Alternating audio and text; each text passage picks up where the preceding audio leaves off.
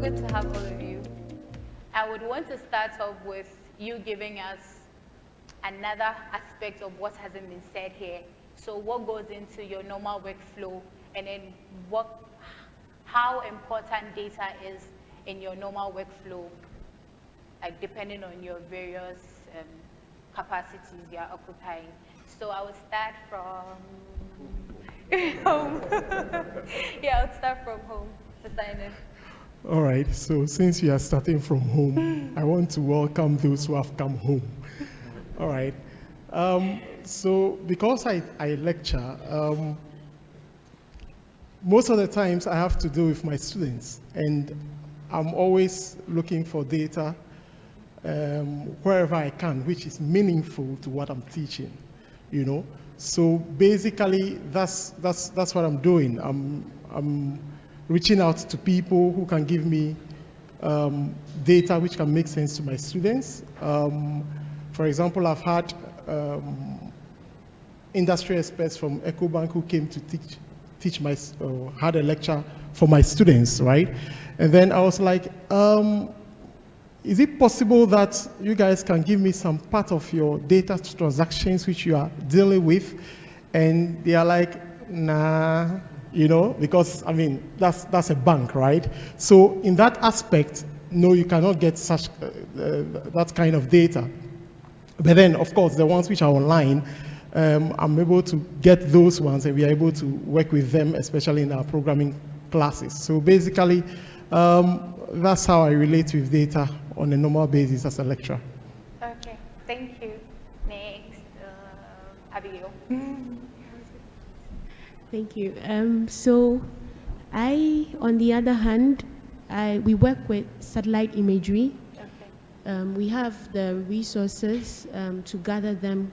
Then with the help of annotators and scientists, data scientists, we label. So our focus is on, given a satellite imagery in an area, can we find the places that are buildings and that are roads? Okay. And this is very crucial because we need to, I think the representation is key for us because Africa is very diverse. You'd have the urban, the rural, and the one in between. And we need to make sure we capture all these variety.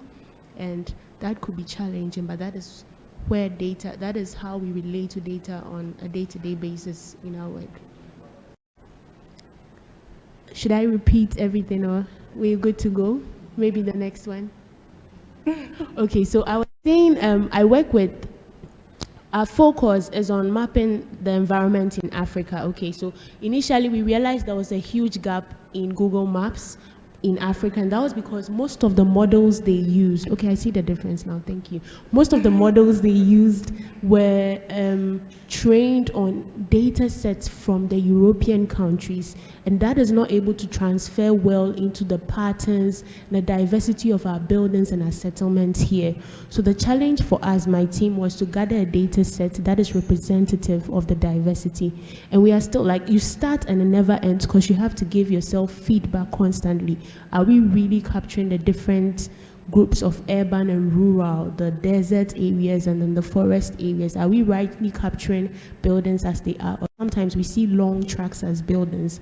We have to clean up our data, work with the data, and make sure it does the work as it's supposed to. So that's one area I could think of as where we interact with data and how this is meaningful to us.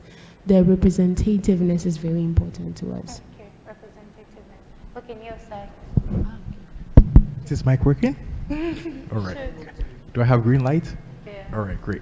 Thank you, everyone. So coming from my perspective at SIS, so SIS, we're a software innovation company where we specialize on making software innovation products that are tailor-made for the African market, but while complying to international standards. So our main flagship product is called Mazuma. How many of you have heard of Mazuma before? Okay, so I'll give my elevator pitch here. So Mazuma is an online payment system, basically working with the mobile money payment systems in Ghana and also in international remittance agencies. So majority of our clients are international remittance agencies, so basically World Remits, Unity-Link, TransferWise, all those people. So what we do is that we allow these people to disseminate more money transactions into Ghana. If anybody has received World Remit or any of the other more money transfers into your wallet, there's a 1 in 5 chance that Mazuma processes that transaction for you. But we are in the back and we don't really put ourselves out there. Yeah, that's what we do. Yeah. So how we interact with data on looking at it from a transactional level over the past few years, we processed more than $100 million worth of transactions on our payment platform. And because of all these transactions that we've processed, we've gotten insights into a lot of data, into what is coming into the Ghanaian economy. If you look at what really contributes to foreign exchange in Ghana, remittances is number one. More than $5 billion of transactions are coming to Ghana on a yearly basis. But once this thing is running to our funnel, we're able to see on a macro level what kind of transactions are coming into the Ghanaian economy. We can run analysis on all of these things. And then we also liaise with other institutions such as the central bank to understand what is really happening on the financial front. So I feel like on us, that is how we are using data within the financial ecosystem. Okay. Hi, thank you, and good afternoon to all of you. So I do, sorry, my current scope of work is in the education space. So we are always working on something to improve the learning outcome of our learners. A lot of the stuff we do is focused on training teachers, continuous professional development. We do a lot of projects that are driven by technology.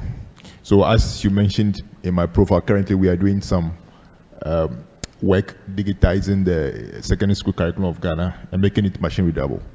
So for most of the work I do, I'm either looking at the need of teachers, where are the gaps in terms of what they know, what they don't know, and what, if they know, will make their teaching better and to help the learning outcomes of their students or learners.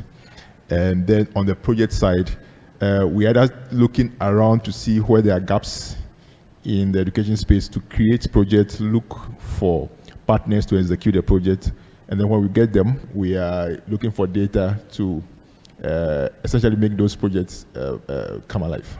Yeah, so I interface with data at several levels, and because I do a bit of management of the team as well, then there's a lot of issues on performance and all those things, which are also tied to data. Okay, yeah. Okay. So clearly, we are all doing one thing or the other in the Ghanaian space or African front. So in the morning, Delali said, if we go and bring self-driving cars to Ghana, by the time the car moves from, let's say, down there to Academic City, we probably would have done like several flips because there's so many obstacles around. So is there a data culture in Ghana and Africa? But let's start from Ghana first. Is there a data culture? What is the data culture? And then if there isn't any, how do we build one, basically? So who goes first? Me. Me goes first. So maybe I can start, okay. Since I have the mic. Yeah, well, I would say wherever human beings are gathered, there's culture. okay. I mean, so long as they are human beings in Ghana and they do all sorts of things, including collection of data, processing of data, and a lot of stuff around data. We all just mentioned that we do stuff around data. So, yes, there might not be anything documented anywhere that this is the Ghanaian culture of data. But so long as there are human beings involved in these activities in any geographic space, sure, there will be some. If we did some analysis across organizations, institutions, individuals, will find commonalities, which then we can describe as the Ghanaian data culture. Okay, so generally that's how I describe it, that yes, there is surely some culture so long as human beings are involved in executing something. Okay. And how do we build it? Or should we go and come? I think you can. Thank you, my boss. So looking at it from the cultural perspective, I feel like even though Ghana, we are a bit late to it, but I feel like small, we're actually climbing towards it. I'll speak from 2 use cases or 2 real life scenarios that I've encountered. So a few years ago, we worked with the UNDP on a digital waste platform or digital waste recovery system. So what they wanted to do was that of all those people who do the waste picking and all of that, they wanted to find a way to digitize that entire platform so they can know that, okay, probably this amount of people produce amounts of plastics and it's moved from here to here. So they involved a huge number of people from the Ministry of Environment, Science and Innovation, MESTI. They involved the GSS, people from the pods, and EPA. And amongst those working groups, there was one working group that was called the Data and Governance Working Group. So that working group had everybody in there. And then we were all talking about how they can have interoperable data.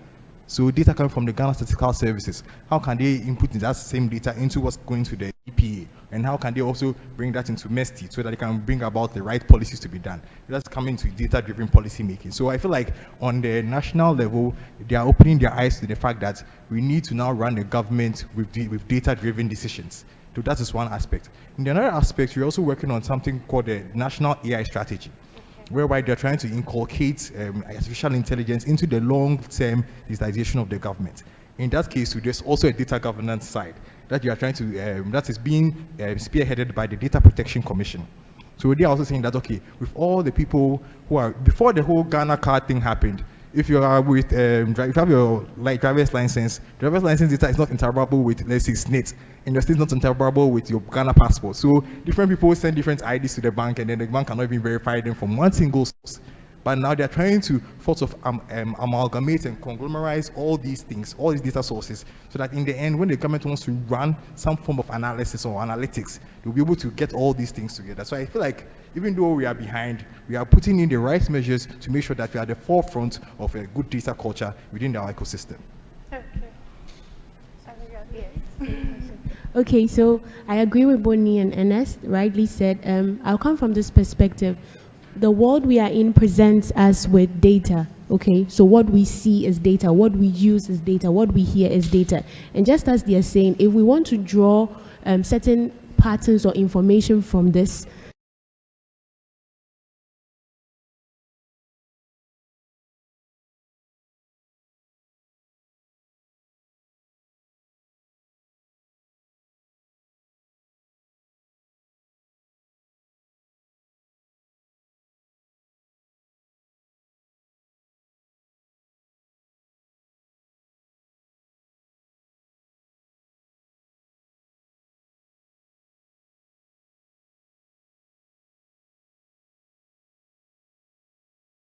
may not be aware of it because they are not directly associated with what the data is used for, but then there is that culture here.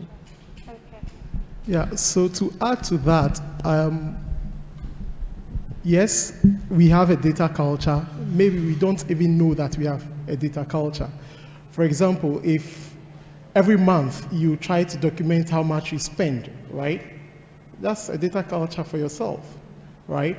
So some companies or some organizations are consciously doing that by making sure they are gathering data for the value which they will get out of it. Others are doing it not knowing that, oh, we actually have a data culture. And then they will come to the realization and say, okay, now we can get some value out of it. How do we start building it, and how do we consciously work at it? So how do we build data culture, as you were asking? I think, firstly, it must have the buy-in of basically top management or those at the helm of affairs, right? Because if they know that the value which they are going to get from that data, I think Delali mentioned it in the morning, that how do we go to organizations, especially the government agencies, to let them know that, hey, with machine learning and with AI, we can solve these problems which the country has, right? You have to show them that you can get value out of the data which they are gathering. So if top management is able to buy into it and starts, if I can borrow the words, walking the talk of, how do you call it? We have data and this is the value we are getting out of it. And then the other one he said was that interoperability. You know, we want to have, you take your driver's license there and they can't get data on it to verify that that is you, but rather you need a Ghana card, which unfortunately not a lot of people have and what have you. So one, top management has to buy into it. When top management buys into it, then at the other levels of maybe in the organization, also the people who are working in the organization have to know the value of the data. And we don't have to make it technical for them. Because if you say a data culture, maybe it's the secretary who is sitting, or the front desk executive who is sitting at the front when you come, will say, okay, now we have a data culture. I'm not an IT person, or I'm not IT savvy. So how should I do this, or what does it mean? So I think we have to also demystify the technical aspect of the data culture and know that, hey, whatever you do as a culture, whatever we do, which people even don't see, is even culture in the organization, right? So whatever we do with the data we have, basically, and it's giving us some value, then we are how do you call it? We have a data culture which we are leveraging on to make things happen for you. So top management must buy into it and then demystify the fact that it's not a technical thing, and so that others can also buy into it. Yeah. Okay, thank you very much. So clearly, you do want to... Yeah, I wanted to add to what you said, because there's been a mention of the Ghana card. Okay. I think that is probably one of the major ways the state is trying to create some culture. Okay. So now the government is trying to essentially compel everyone to use a single identity source. Okay, so now if you go to the banks to do a transaction, you are essentially forced to use your Ghana card. Now we are all being forced to use our Ghana cards to register our SIM cards. Eventually, we will be forced to use our Ghana cards to vote. You know, maybe soon oxygen will be available only with Ghana card. You know, so that in itself is also a way that I guess the state is building some data culture. And there was a mention of it being interoperable. Okay, so one of the key features that they've tried to achieve with the Ghana card is to make it interoperable. That's why now with your SNIT, that's your pension, you don't need a different ID. With your health insurance, you don't need a different ID, you can use the Ghana card. Now going to the bank, voting eventually, all those things. So probably at the very high level of Ghana, if you talk about the data culture of Ghana, maybe we can trace it back to what is happening with the Ghana card now, because it has its own challenges, but I think it's a game changer eventually when it's properly executed and is well done. You know, in other countries where you see people enjoy a lot of credit, it's because they have easy ways of being identified. Okay, in Ghana, if you have a car, there are chances that you actually bought it. You went there, use your cash to buy it. In America, you can have a house, have a car, and not pay a dime for it, at least upfront. Okay, and all those things are driven because there's a way you are known. The state knows you. There's nowhere you go. So credit institutions are willing to give you credit to enjoy whatever you want to enjoy and pay eventually, because there's nowhere you go. So you get student loans, you get car loan, you get your credit card and all those things. So for me, maybe Ghana is catching up kind of in terms of creating a kind of culture that makes it easy for citizens and even non-citizens to be identified. Okay. At least Aisha got identified. Okay, so did you want to say something? Yeah. Additionally, and quickly, at the end of the day, the data which we have are helping us to make decisions. So if at every level of the organization or at every level of governance, right, if let's say someone at the low level cannot access the data which we have built over time as a culture, then it doesn't give me any value. Okay. So at the end of the day, if the data is also available, we must make sure anyone can access it, of course, based on the level of maybe security, or based on the level of management at which you are, so that you can make the right decisions. Yeah. Okay, so I think basically the whole point of this conference is to help everyone that's interested in machine learning to be able to find some value in the machine learning they are learning, so that it reaches the lowest Ghanaian, like the last Ghanaian, so that they know that there's a thing like machine learning and AI and they are benefiting from it. Yeah. So secondly, we now all agree that there's a culture, there's a data culture in Ghana. But then issue of Ghana card, we realized that there are non-Ghanaians that are having enrolled onto the system. So assuming we are making this, there are like 100 of these people, and we are making decisions that are supposed to benefit Ghanaians, we are probably going to assume that, okay, these guys they're probably rich, they are doing so well, so maybe all Ghanaians are doing well. Meanwhile, the real Ghanaians probably might not have the resources, like so to speak, right? So that's one side of it. Another side of it, somebody is sick, the person goes to the hospital, the doctor asks the person, how are you? The person goes like, I'm fine. So like, what are you doing here? So generally, if you want to depend on the individuals living in the country, you might end up building a wrong system because they probably would give you wrong information to some extent. If we are going to go by talking to the individuals, like the individuals that you are going to be working for. So then is it that we can use all forms of data that we collect? Is there anything like fair data that's like equally represents everybody, or there's some data that we might not be able to use? Is the panel getting my question right? Yeah. Yeah. If I can start, you know, before you even start collecting the data, you must know the purpose for which you are collecting it. So as you collect that data, there's maybe some rules which you're going to set, or some criteria you're going to set that, okay, for a patient who comes to our hospital, we're going to collect the biodata, we're going to get temperature and what have you. So if you set that criteria, then you know the kind of data you are gathering from the people, maybe your employees or your customers or what have you. So at least that helps you not to get the wrong data in the first place. Okay. And then for fairness, maybe. Okay, so I think I will speak from the financial perspective, because when you are collecting data, what kind of data are you collecting? From the empirical perspective. From our side, we are collecting financial data.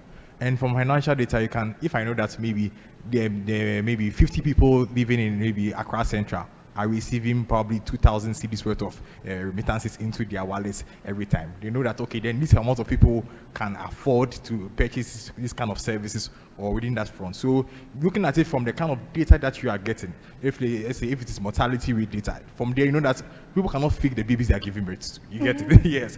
In the same way too, financial data, we know that you have received this amount of money in your bank accounts or in your more money wallets. From that case, we can now rely on that data at least to some correctness, to make some predictions and to make some analysis. And look at it from a government perspective. I don't work for the government, but I do work with the government in some cases, so I have some insight into it. You know, the GRA now has a data analytics unit that they are really, really working very hard. They've hired some really smart people there. So what they're actually doing is that now they all run a lot of analytics on what people are earning, the amount of tax they are paying, and how they are even spending. So they've talked about interoperability. They've taken, one, how much you are spending for mobile money. They've taken what you have in your bank account, and they've taken the taxes you are paying.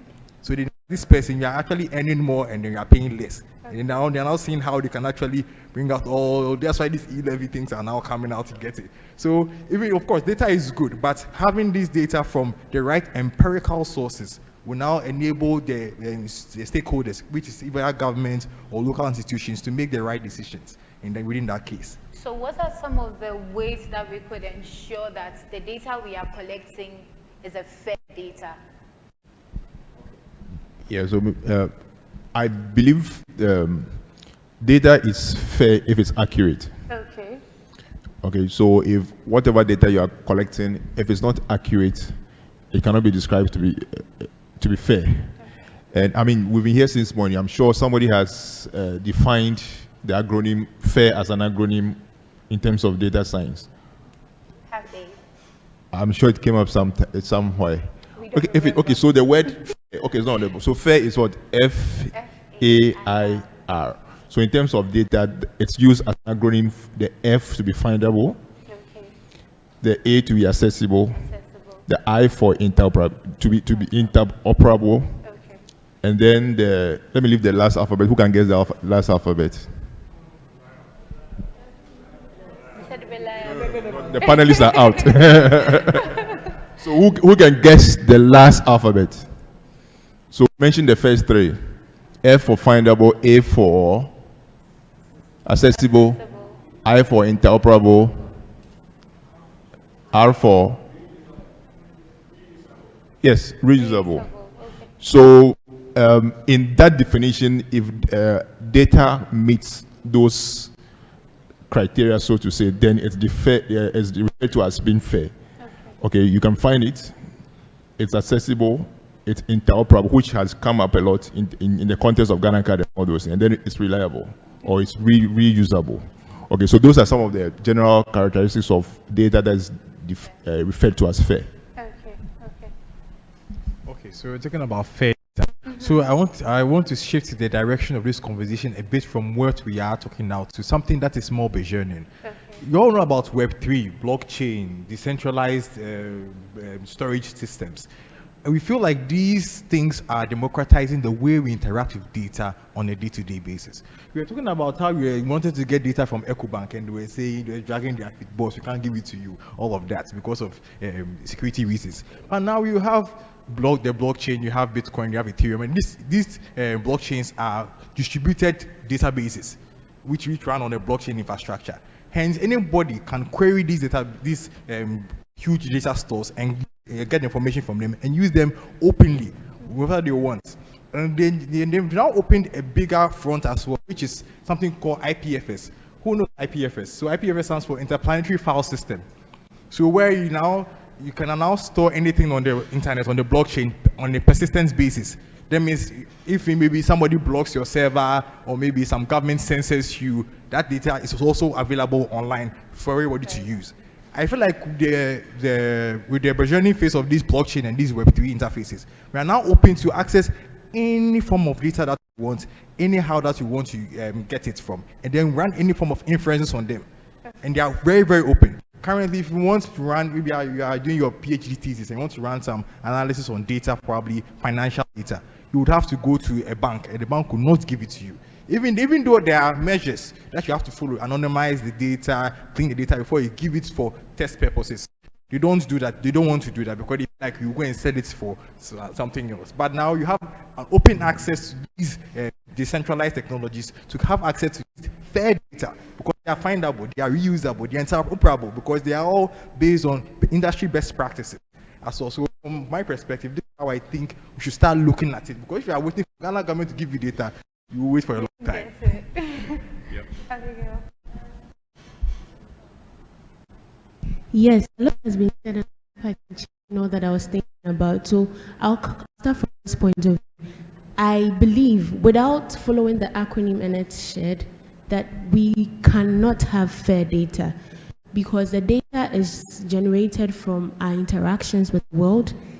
And like this room is extremely cold for someone, yet is so cozy for someone, the person will want to stay. So there's always going to be a situation that favors one or the other, but then we segregate these into bigger classes. And so someone might fall in between the two of the classes, right? And hence these terms that findable, accessible, and then, so given that my understanding about all this data culture and creating something that is fair is we, the managers or organizers of these major systems, or definers, if I could put it, of the culture that we put out there and make accessible to others, we kind of determine how far we want the data to go as being fair, right? And if it behoves on us, if you realize as you've created a data set, you're going to use it for certain tasks and it's not fair, you can also find other means to make sure that whatever tax you use it for leverages the fact that it is not fair. So for instance, you need to make sure that the people who are going to be affected by this are aware about the imbalance or the bias on the unfairness, right? And then moving on, you develop ways to make sure that this is combated, because I believe I don't see the world getting fairer anytime soon, and that means the data set can't get more fairer than we want it to be. And if we are going to leave it as it is and then use it to build systems or make decisions, then we are always going to have some parties that are not satisfied. However, if we define values specified by the FAIR acronym and we stick to them, making sure that at every point we are getting to a better threshold than we did before. Then we can eliminate all these unpleasant trees of unfairness and unbiases in the specific culture we are looking at for data. He's spoken a lot about the financial stuff. And then carry on and create a system, make decisions more informed that now will satisfy the broader group and its representative. So aside the creation of the data sets and all, is the values we incorporate when we are building the models that can influence this, and that's my take on it. Okay, so clearly there's nothing like a fair system, but then we need to look at certain metrics based on which we can say, okay, from this point we are good to go and we come up with the data, right? So. Yeah, so I think there are maybe two perspectives to it. There are two perspectives to it. One, looking at the fair principles, and then one looking at the data which does not have bias and is fair, okay. Right? So just like Abigail said, right? So the data, in terms of it not having some bias and it being fair is one aspect which is talked about. And then there's also the fair principles where you must find it is interoperable, is accessible, and then you can reuse it. So I think I share with Abigail's opinion that the world will not get fairer, but at the end of the day, with us AI people, as machine learning people, as much as possible, when we develop our models, of course, we are doing the training and, how do you call it, evaluating to see whether that level of bias is not there, right? So, as much as possible, we still have to work at it, because in the real world, we're going to deploy it, and we have to make sure someone is not at a disadvantage in using your model. Yeah, so we still have to work at it. Okay. So we've had so much coming from the platform to the attendees throughout the day. We'll now give you all the chance to ask the panelists anything that you have about data fairness and data sustainability in Ghana. So, Delali, can they have one of the microphones? So, yeah, we open it to the audience. I just have one comment to share. First of all, thank you for such a wonderful contribution. And I also believe that we will probably not have fair, in quote, data anytime soon. But I share with your opinion that I think there are two types, right? One is a lot of data, in fact, majority is produced as we interact. What can you do about that? For example, we have people attending this conference, we get some information on them. That's just what it is. But we just need to know how we use that. Now, there are other things where maybe if you are doing research, certain things that you are paying for the data to be collected, those are the only ones that you can truly control. But that's really a very small component of that. So I share with everything that you said. And now to the audience, I think this is your time to ask any broad question about data in Ghana, data culture in Ghana, and how we can make it, we can all take advantage of all the data and how everything is going. And so if you have a question, just raise your hand. We'll spend the next 10 to 15 minutes. And then if the question comes, any panelist can take it, and then we'll take it from there.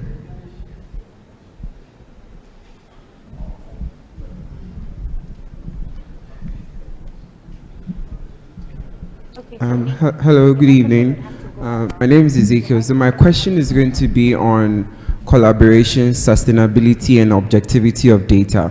So on collaborations, we are seeing lots of people doing a lot of innovative stuff when it comes to data science. However, we are lacking the synergy in terms of either through academy and industry, government and private sector, amongst all other things. So what's the way forward in ensuring that we are not coming up with brilliant ideas, we keep talking, startups come up, they fold, all these ideas come up, and we are unable to find a long-lasting solution to that.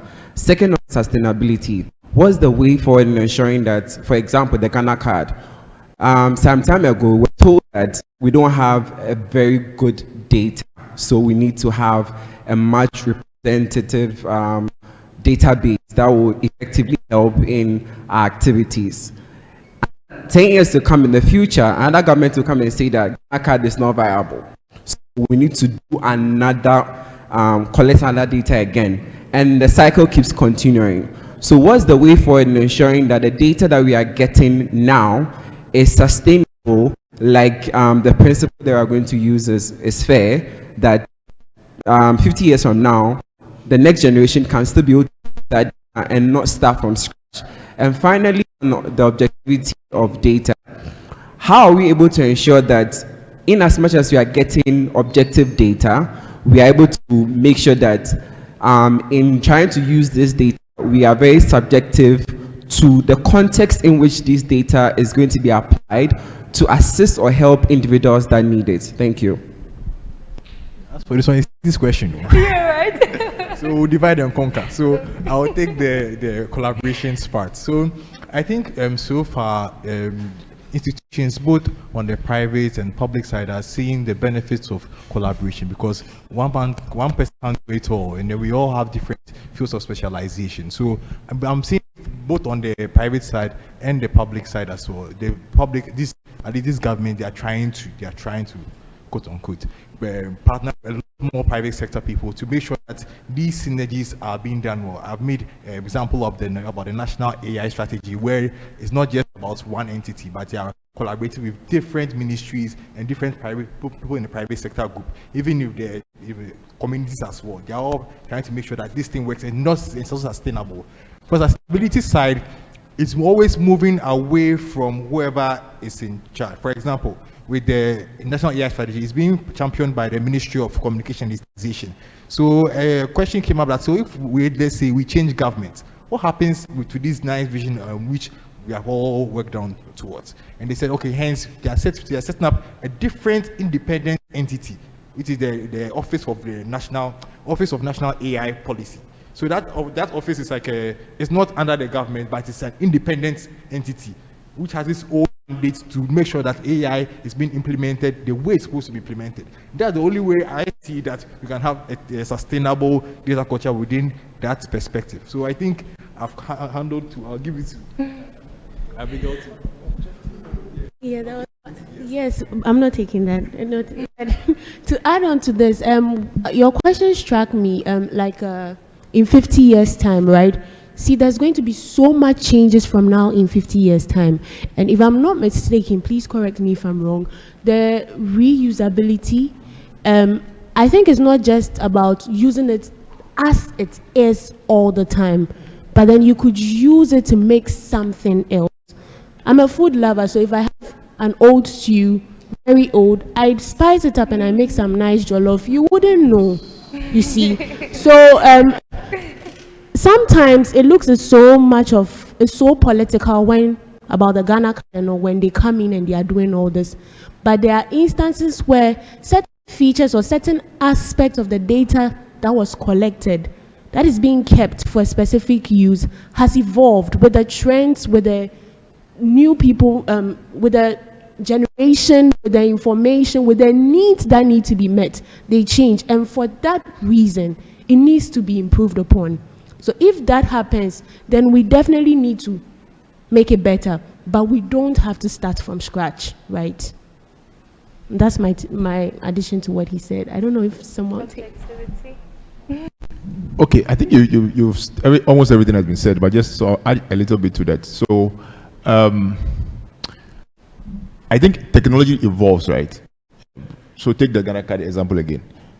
The physical card that's being used now, it's described as probably one of the best available because it could store so much of information. Few years down the line, there will be something else. Few years down the line, there will be something else. But it doesn't necessarily mean that the mother data on which the platform is driven should change. Okay, even we did for the current system of the Ghana card, I think there's already been like a second generation, because there were some cards that were issued initially that were stopped because they said they had found a different type of card that could store more data. So the old cards, that was why there was a new something Sometimes there was several volumes of cars that were going to be destroyed. So I think it's just the management of how that transition happens. As time goes on, we will find better ways of doing stuff. We will find better ways of leveraging the same data. So yes, I think there should be no fear of that evolution, that there will always be something new. The data wouldn't be, it wouldn't be, it could be the same data, but the reusability does not mean that it's static. I mean, it evolves. You add to it. So now they've collected what Ghana has collected. I think they collected all the 10 fingers, the iris, and some other thing. Maybe 10 years from now, they discover that the collection of your forehead is the best way of identifying you. Okay, so who knows? Apart from the facial recognition, maybe specifically the forehead itself. And if someone finds that that's more efficient, they may just decide to maybe reduce the data size by removing everything else, all the biometrics, and stick with just your forehead. And that damages the data. Okay, probably it has improved it. So I think the evolution will happen, but if the right principles of storing, collecting the data, and keeping it fair based on that acronym, I think it could be used even as the years go by. Okay, can we have another question? Oh. Yeah, I have the mic, so I think that I would have to ask the question. I have two questions actually. My name is Gameli. My first question goes to Ernest. In your introduction, you talked about working on making the educational curriculum machine readable. Can you explain that a little bit more and what that means for improving education? And I have another question, and this one goes to Abigail. So if I understood your work with Google correctly, you work on making our cities more livable, or like improving sustainability in cities with mapping technologies and stuff like that.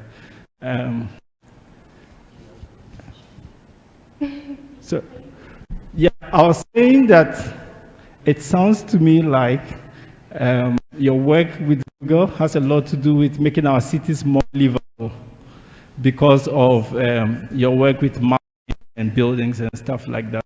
And so I was wondering if there are opportunities for people in that space, or people in, say, environmental sciences or public health, to interface with the kind of work going on at Google AI. And also, how do you think data in general can help improve livability in cities like Accra, Ghanaian cities?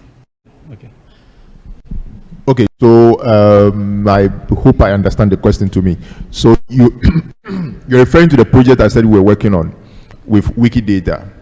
So a bit of context. So once upon a time we woke up and they said there was COVID, right? And then they said everybody go. There was lockdown. Just to put it in the raw way. Schools got shut. All of a sudden, teachers are supposed to be teaching kids from wherever they are. A teacher will be in the garden, people will be in the bedroom, and all that were happening. Then came probably people like yourself who were developing edtech apps, creating all kinds of solutions to solve the issue of learning and teaching now happening remotely. Okay, then it was discovered that there was a gap. Now, a startup or an edtech company tries to solve the gap that was created by COVID by developing an app to teach kids and create content. Now, what's that content based on? They may try to find a national curriculum to try to use it. But how aligned is their content to the national curriculum?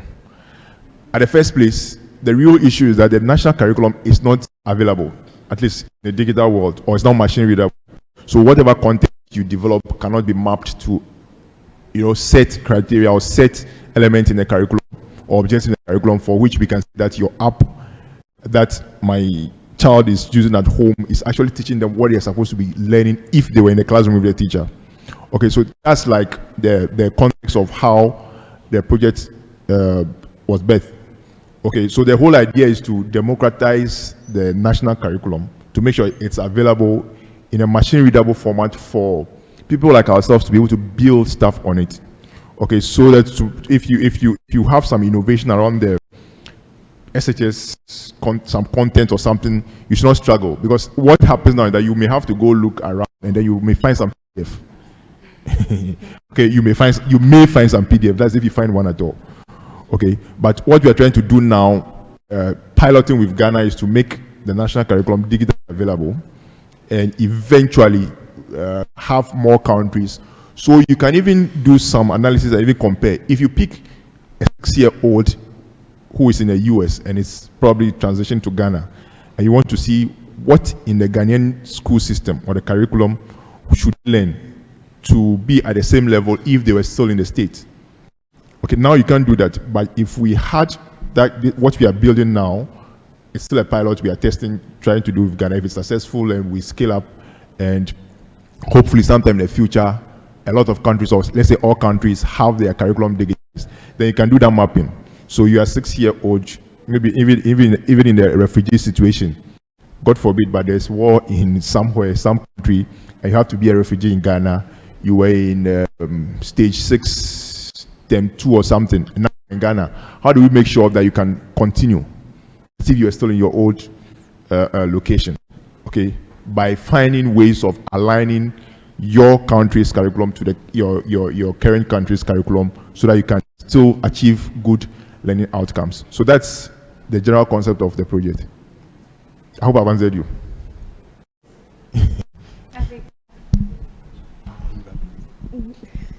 Okay, so my question, I'll start with how he went, like the motivation for the project. So the project we work on, yes, we map Africa's built environment, but it started off because what we noticed in the product Google Maps is that when you zoom in certain areas in Africa, there's like places you would expect, like in Accra, a lot of places you would expect to have a lot of building polygons. When you zoom in, you see different shapes of squares and other polygons. They are missing.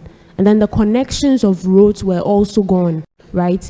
And in as much as, well, if it's in Google Maps as well, because it's a product and it will help, it goes beyond that. Imagine if instantly we had to give vaccination during COVID-19. There was a crazy breakout in one of the regions and we had to give them vaccination.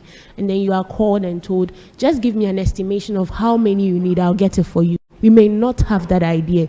Imagine you need to make a decision or a policy, a decision about you want to create a huge business venture and you're not sure which areas to consider. You're looking at places that have less buildings but have a potential of more buildings coming up.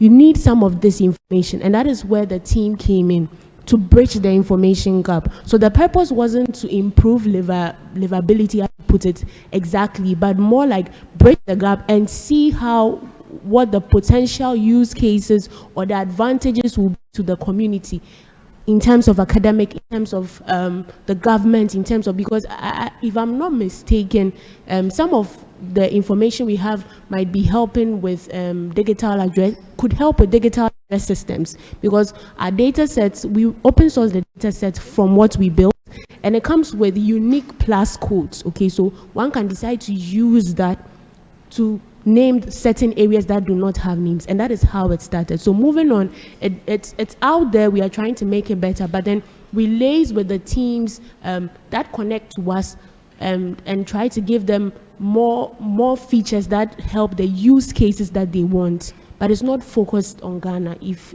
I understood, and I don't know if that answers your question. So the broader picture is to help with the information gap, so then we know we can have an idea of how many buildings are. I actually did a simple, and where do we find it?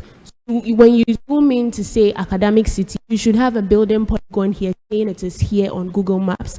But aside that, when you're looking at the area around academic city, you want to look at how many buildings are here and how many of them might be students. Or, okay, let's take this easier example. I actually did an analysis about hospital accessibility in Ghana. And what I did was I picked our data set that we open sourced, and I overlaid it with, there was a data set, a geospatial data set. It just has longitude and latitude in terms of polygons, and you can plot it and then you see it in terms of different colors and all. I overlaid it with the administrative regions, and what I expected is what I saw. When you look at Accra and certain big cities, it's very dense. It means there are a lot of hospitals there, and then when you're looking at the connection of buildings, be it a house or so all the non-hospital buildings to the hospital, the connection from those non-buildings were much closer than those that were in other areas like the north. And then what does it tell you? As a government, if you want to start building new hospitals, must you start in Accra? No. So then you can use it to make informed decisions and then improve upon livability, if I can use your word, in Africa. So the end goal wasn't that, but it is helping with that. Does that answer your question? Okay, so in the spirit of fairness, there are online people, there are people online and then they are buzzing with a lot of questions. So I think we could do 2 here, 2 there, then we have a fair representation. So the first question from our online people, talking about the data analytics system at GRA, how do they know about the amount of money in our mobile money account? Does that mean, the internet service providers share our data with the government? This is a consensus, isn't it? Please, I'm saying again, I don't work for the government. I'm only saying from what I know. Yes, yes, as anonymous. So, is the microphone on? Am I on? Yeah. Yes. All right, good. Okay, so this is as per what I have seen, as per what I've worked with, as per what I've known. So don't take my what I'm saying financial advice for a name. Okay, so from what I know, if you are taking it from a hierarchical perspective, the telcos, the more money operators, they all fall under, they are regulated under the central bank, which is Bank of Ghana. And then they send reports, Bank of Ghana, it's on a synchronous basis. So right now, if you send somebody money, if I send you money right now, Bank of Ghana does have sent you money. It's there. And Bank of Ghana hence liaises with the GRA. And then the GRA and the Bank of Ghana falls under the Ministry of Finance. So that's how it works. So Ministry of Finance has mandated Bank of Ghana and GRA to work together to see how much money is coming into the country, how much money is flowing around the country, and then they can know the tax element of that. Okay. So previously, before the data analytics team was set up, they didn't know this. They were just saying, you are making how much, what is your margin, what is your profit, being your tax. That was all that. But now they want to understand the money moving in within the ecosystem and how they can better tax it. So if you are sending mobile money, of course, GRA has an oversight what is happening so that they can fully reconcile the transactions that's going into businesses and then tax them appropriately. Okay, so necessarily they are not sharing it. It just happens that they have access to it. Yes, they have access to it, yes. Okay, so the next question, somebody says, on the issue of trust, history does not work for us here. Even in Europe, we struggle to get Africans to contribute to simple surveys. In Africa, it's worse. How do we address this? Should I repeat the question? Okay, Service. so it says, on the topic of trust, history does not work for us here. Even in Europe, we struggle to get Africans to contribute to simple surveys. It's worse in Africa. How do we address this? I think the correctness of service, that's what you're trying to address. Pardon? Basically trying to address the correctness of service that are for data collection, right? I think with regards to how much we can trust the data, because he's saying that in Europe, Africans are unable to contribute. So I think there's an unfair representation. So then in Africa, we probably would get people contributing to data collection, but then it's worse. So then how do we address it? Yes, So can we really trust the data we are getting, that it's representing everybody? Yeah, I think Abigail made a statement on that before about the correctness of the data. If you're not getting it from empirical source of interaction between people, and you're collecting from people, like as in running surveys to collect data from people, not all the people are collecting this data from will be very honest with you. Let's just see right now, I run an anonymous survey. That's how many of you, what's your monthly allowance? Not everybody will tell me the truth. Somebody will say, Ghana. Somebody will tell I tell Henry see this, but at least I can use some statistical method to say that, oh, maybe 40 to 60% of what I am getting might be true. based on the analysis, I can maybe get a bell curve and not, okay, maybe the people falling within the middle part is the true one. The outliers might be the wrong ones or might be the incorrect data. So as for data, you can never get it fully representative or fully correct. As based on statistical methods that you can imply on that data, you can at least get, shall I say, some insights into the correctness of it to some marginal extent. I think from my perspective, that's how I can see it. But our professor is also here. So I think additionally, if you're running a survey, if you don't orient the people about why you are running the survey and the value eventually they will get from it, then they will behave as they are behaving. You know, because just like you said, if you run a survey now and say, oh, how much are people earning? Why are you looking for that? And what's the value it's going to get for those people you are running the survey from?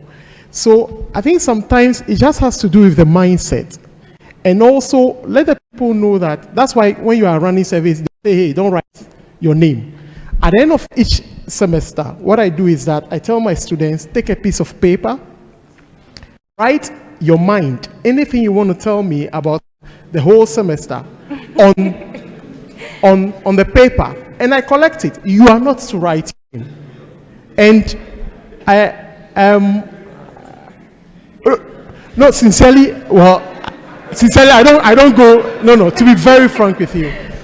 I had a teaching assistant who looks at handwriting. Sincerely, I don't have the time to even look at handwritings because there is a lot of marking to do. And they no. So they will tell you their peace of mind because you've given them that assurance that, hey, write whatever, and as a policy, I can't use that against you. I know that, they know that. So because of those terms of reference, you will willingly give out. So I think it's a matter of how you orient the people about how you are going to use the data, and also making sure to let them know that there's some value we're going to get out of it, either from their side or your side. So give me the right data. Okay. I think, okay. Next. Someone has the mic. Hi. My name is Senam. Thank you very much for your contributions, panel members. So we've been talking about fair data and access to data. I want to ask you about your thoughts on the Data Protection Act, Act 843 for Ghana, and for EU we have GDPR. What are your thoughts about it? Because you need data, but then as an individual, I have to be assured of my privacy, and I have to be assured that I'm collecting the data for the purpose for which you are collecting it. Thank you. I hope my question was clear. Yeah, so if I can start, right?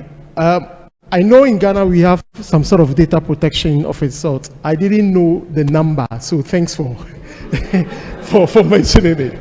I think you've given me some assignments to do. But you know, all these, like with GDPR, right, in the EU, yeah. So all these are to help us to be able to use data with some sort of guidance, right? So if we don't put them in place, it won't help us. It won't help you. It won't help the government. It won't help anyone. So my thoughts on it is that it's good we have them. The thing is, do we know them? Shall we do a survey?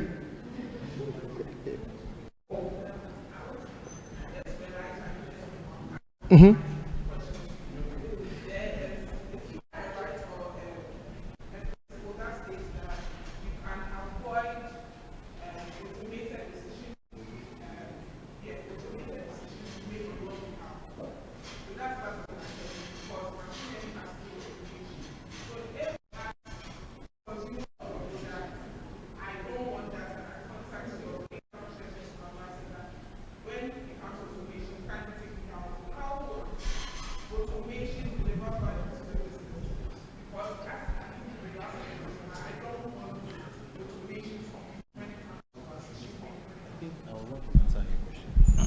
Okay, so just to answer your question, our company, Mazuma, we are registered under the Data Protection Commission, under the Data Protection Act. So let me just run you through the kind of things that you go to. So you'll first do a on-site visit your company. If you have a data protection controller or a compliance officer, you'll speak to that data protection compliance officer, and then they'll give you a long questionnaire about the kind of data you are collecting. First, what industry you are in, kind of data you are collecting, the kind of customers you have, how are you handling the data? Do you have on-site service or you have off-site service? Are other people accessing your service? Are you hosting? Are you getting cookies from your visitors? How are you using those cookies? Do you interface with any other service providers? If you are AWS, what's your relationship with AWS? Are you sharing data with them? All these other things.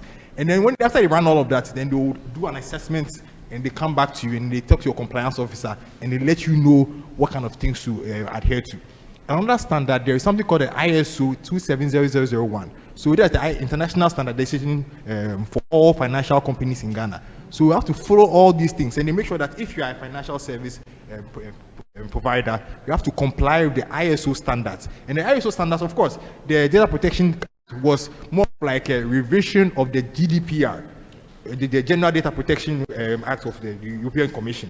So they take a set of that and then they localize it to our Ghanaian setting to make sure that, of course, we adhere to it to some extent. Now, come to the part of automation and analysis of what you are to be done. So when they are interviewing you or they are setting you, they make sure that, one, do you have a privacy policy? Do you have a terms of use? So based on your terms of privacy policy, we tell that, of course, we take some data on you and then we analyze that data. See that's what is happening. They would let a technical person do some inspection on your databases that are you running some inferences on this? If yes, then are you giving your users some ability to opt out of the remarketing or opt out of analysis? So they have that conversation with you on that. So if you can give that option, then you give that option, then that's why you have the opt out bottom out of it. So they give you that leeway with that. But in some cases too, there are some industries that are exempted from these things. For example, what I know from my perspective, financial services industry. For our side, we have like a big umbrella. Customers cannot opt out of certain things. For example, these forget about me or delete me from your services that is going all around the social media. You can opt out of something. For financial services, you cannot opt out. Because somebody sent us an email that kindly delete my data for the past 5 years. You tell me you cannot delete your data because maybe later on, Ghana Police Service will come that you want to have a court warrant. This person has committed fraud transactions for the past 5 years. We want it. So for us, we keep data till infinity, as much as we can. Oh, please. Mm-hmm.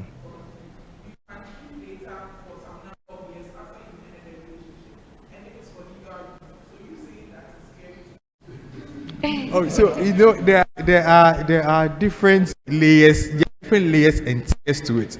If you mm-hmm.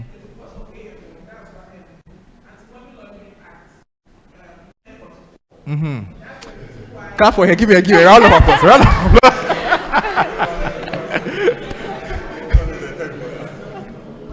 Yes, and then also let's just understand that data is persistent, because if now we are migrating to Web3, we are migrating to the age of the blockchain, where you cannot delete data from anywhere.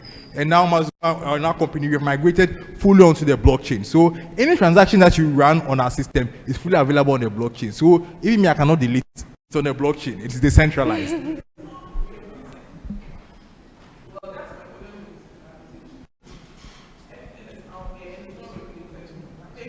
Yeah, thank you very much for your opinion. Okay.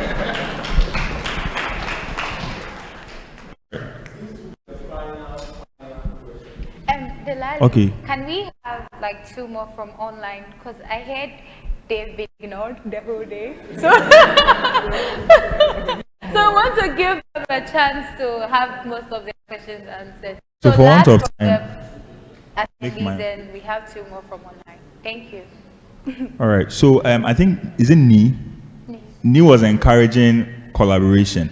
Now there are people who have concerns that there's a possibility that the AI society in Africa may be exploited. Now Paul Atunre, about 6 or 7 weeks ago, he summed up this concern very well on Twitter. I want to read it just quickly and then take you. He said, If African AI ML researchers are not careful, this new source movement championed by the richest global tech companies will become a mechanism for continuing exploitation of our human capital and continent. How does a Fortune 100 company build a highly valuable model on the back of data we put out for free because none of you would fund us? Then have the audacity to reach out after that fact and require proposal submission and maybe give us some laughable things. Now, in the last part, he says, fund us and let's work together or take a long walk. African researchers, the today's colonialism looks different from yesterday. Don't fall for it. Now, this concern is not the only one. There are many people with that concern. We will possibly be exploited, or we are even being exploited. So my question is it so? Are we being exploited, or are we on the verge? What does that mean for us in terms of disadvantages, and how can we address that and stop that? Okay. Delali, the panelist goes first. I just want to help with that. That is very big topic, and I think Timnate in her keynote also mentioned that. My perspective is that because of our economic situations, it is possible that we may fall in those things that you mentioned, like we are being exploited. Okay, how can we solve that? So that's a possibility. Maybe it's happening. I don't have a fact, but maybe it's happening already because people pay us dollars. So if they pay you $100 right now, if you are looking for a job and somebody's in the US said, I'll give you $100 every week to collect data for me, you sitting there, you will do it. Therefore, you are contributing to that exploitation. But I think one way that we can solve that is to form communities like what we are doing here. Discuss with ourselves like what we are doing, okay, and let the people know that we know that they can exploit us, which is where the organization that Timnate has is helping. In South Africa, there are many organizations. Here we have the Ghana NLP, we have AI Ghana, and we have summits like this, so that we can create that awareness for them to know that we know that they are likely to do this to us. That's number one. Number two, if you know that they are exploiting you yourself, you have to raise your hand, because there's no mechanism that will be guiding us individually on what we do with the people outside if we want them to pay us for our work. So it's a very big issue, and I've not done a lot of research in that field yet, but this is just what I know so far. And now I can ask if the panelists have any other contributions on this particular topic.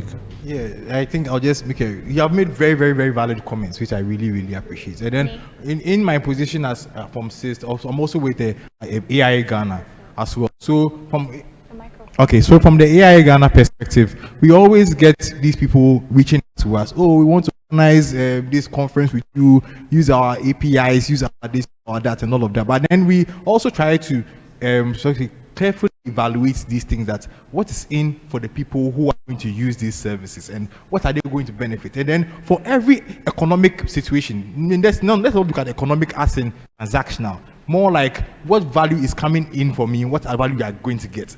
We are here to our stock, we are getting value from you, are getting value from us. So let me make sure that it's a zero-sum game. Let's make sure that you're also getting as much value from them as they are going to get from you in the cost value perspective. Because in the end, somebody will get value in the end. So let's say, like, for example, they're giving you X amount of dollars to do some X amount of work for them. Of course, for which amount of dollars they are giving to you, they are going to earn maybe 1,000x from that. But from what you are getting, that use value to you might be higher than what they are going to use from their perspective. If it's being a bit longitude now, what I'm trying to say in simple is make sure that the benefits you are going to get from any external party engaging you is much more than what you'll be doing if something else. So there is opportunity cost. If you look at it from that perspective, very, very straightforward. And then, yes, so if you know that you are being exploited, then you know that, of course, I have to up my game so I'm not being exploited. Up my game in the sense that, of course, there are other people who are also asking for your time, asking for you to provide certain particular services to them. So make sure that you put yourself on a competitive landscape so nobody exploits you. I hope you understand. you want to comment on this? Okay. Okay, so the questions online, we are taking 2 more and then we are done. So for the first question, I think is related to another question. So I would want to read both of them, but I think they are related. So the person says, how do we make data from health sector more reliable for national policies? And he says, another person says, on the topic of data quality, many have mentioned already that, but I think we all have seen how untruthful data is in Ghana. The amount of people I have seen who, for example, have the wrong date on their birth certificate, but they just go with it for the sake of speed or whatever. Data culture is a challenge I think should be addressed fundamentally from early years education. And we have to play the long game here. What does the panel think? I think since they are talking about education, maybe they want to. So I think at the end of the day, have a data culture takes time. You have to be conscious about it. You have to be curated or directed about it. And also, once again, what's the purpose? Now, just like the person saying people giving wrong date of births for, I think that's reasons best known to them, right? So, in the long run, I think we need that national agenda from the top. Because, for example, when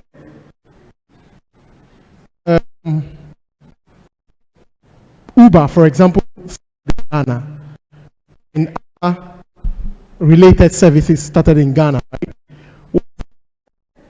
Or was there a law regarding how they should operate? No. What happens is that they, in terms of in regulatory terms, they hack into services, and now we have to turn around to provide policies. So we have to have that. I don't know if you use the word see from afar that this is coming. Let's have the policies in place before it gets here. But unfortunately, what's happening to us in Africa sometimes is that in terms of regulations, these services hack into our system, and now we are reacting to how do you call it, to deal with them. So we have to just be conscious about it and make sure we are doing the right thing, thinking ahead and doing the right thing. Yeah. Okay. I'll comment on the health side. Okay. Yes, so from what I have gathered within the industry, from the hospital, from the local side, from the community hospitals to the teaching hospitals, they all report these data to the Ministry of Health, and then the Ministry of Health then reports these data to the government. Our government liaise other international, our government release with other international bodies such as WHO and all to meet certain health guidelines and all these other SDG goals and all those things that they have. So whenever maybe someone dies, a mother dies while giving birth to a child, that's death is recorded all the way, reported all the way up to health. And that doctor who was on duty when that person died will have to be held accountable. Why did the mother die while giving birth to the baby? So that's data, flow of data from the low level chain, high level chain is recorded, and it is there. There's something that they actively do, because they don't just hold themselves accountable to the government, but to the whole WHO as a holistic body. Yeah. Okay. So I think for the very last one, someone is asking about the interoperability of data. What happens if, for example, as our bank accounts, voters ID card are amalgamated to the Ghana card? What happens when only a card linked to the Ghana card gets hacked? Okay.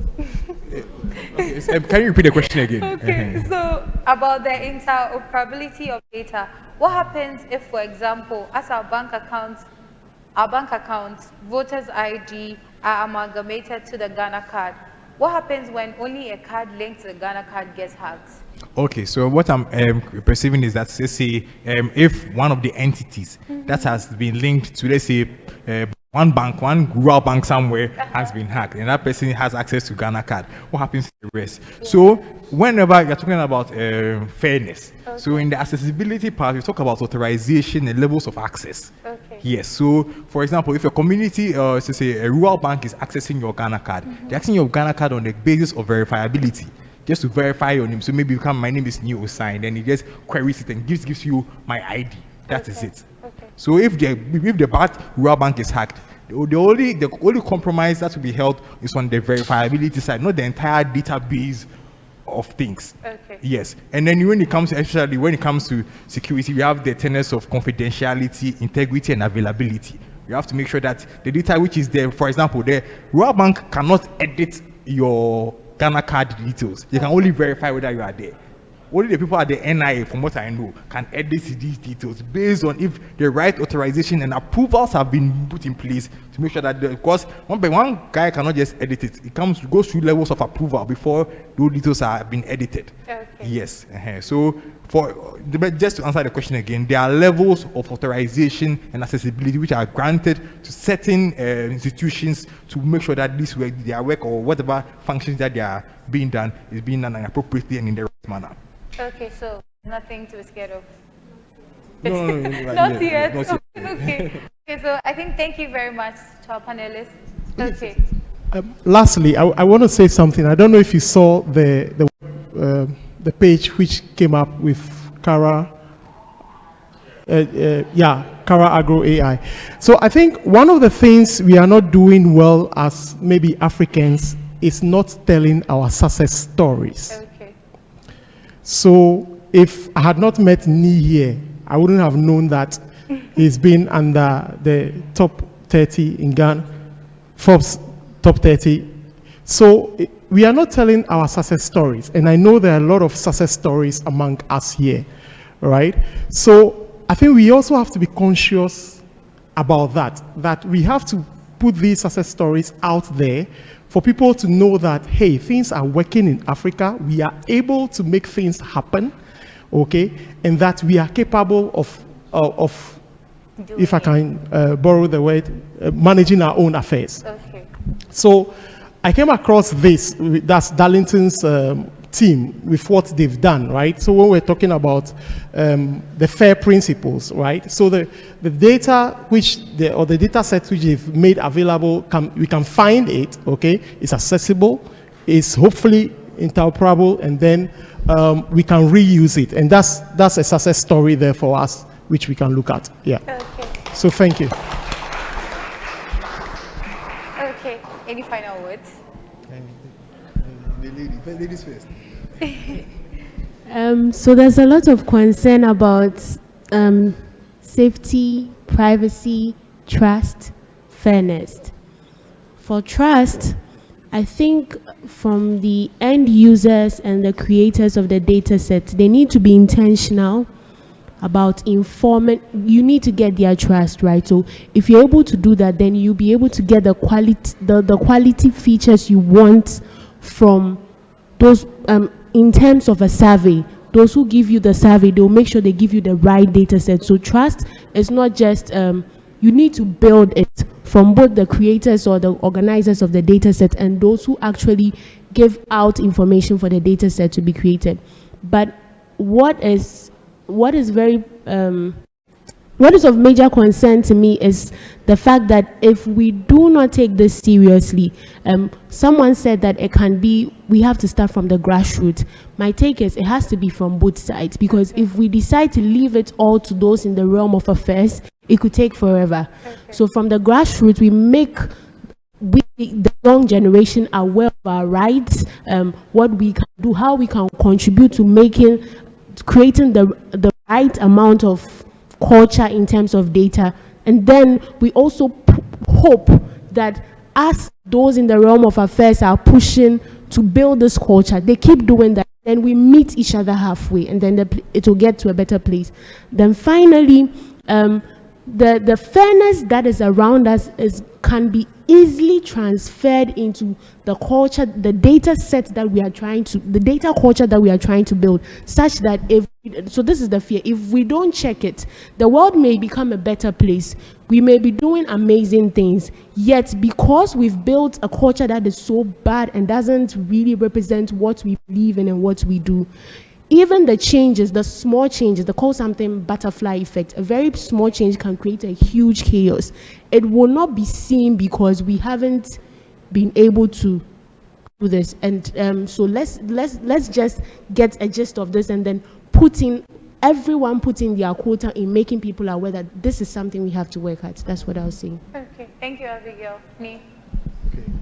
I was speaking a lot today. Yes. Yeah, so just for the final word, I think it's been a really, really good interaction from all sides, both from the panelist side and from the audience side as well. I think what I just have to leave with everyone here is that we've mentioned a lot of things, and then we know the data value ecosystem, value chain has a lot of gaps, a lot of loopholes, has a lot of missing points. And as data practitioners here, our job is to make sure that these holes in this value chain, we identify them and solve them. Once we identify them and solve them, we will not be exploited. We will now be on the better side of the value chain, and then we will now dictate what we want for it. There are venture capital out there who are willing to fund companies who can do the research and get the right data for underrepresented people within the African ecosystem. So we are all here, we are all Africans, we all have access to data tools, and at least we want to get into that ecosystem. So with whatever we have here as Ghanaians or as Africans, let's just use that to fill in these gaps in the value chain. We are here for a reason, and let's just use it to fill in that value chain. And from there, we will to fill in the gap and then raise the standards of data in Africa for a bigger time. Yeah. Okay, so wherever niche you find yourself in, there's some gap that you need to fill. So fill it and then let's cash out. Final words.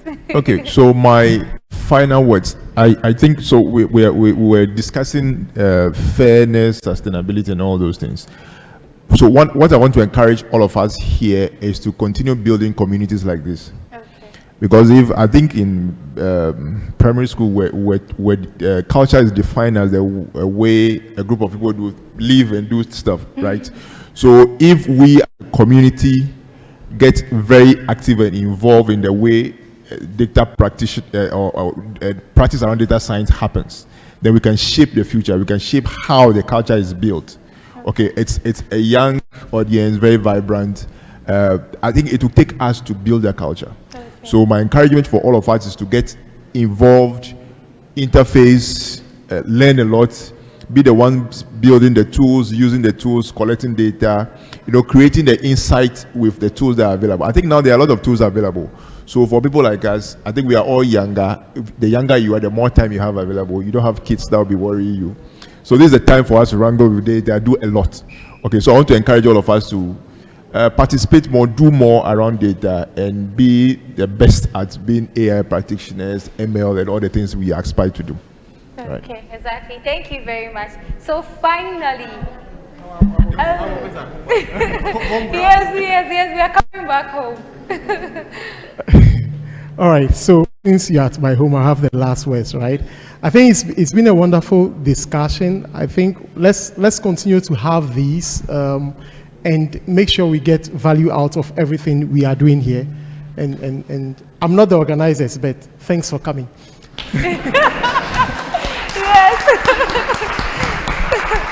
Yes, so thank you very much, panelists, for the discussion. But then someone had not a question, but it's not a suggestion too. So he basically says he's passionate about data analytics or data science. And sadly, in Liberia, data science is not really talked about like what we are doing. So this is the first year that University of Liberia introduced data science in their curriculum. I really wish Deep Learning IndabaX establish a branch in Liberia. So it's just for us to say thank you for coming and that we are privileged to have Ghana Data Science Summit. Yes. So thank you to our panelists and thank you for engaging us. Yeah. So I'll hand over to the MC for the day.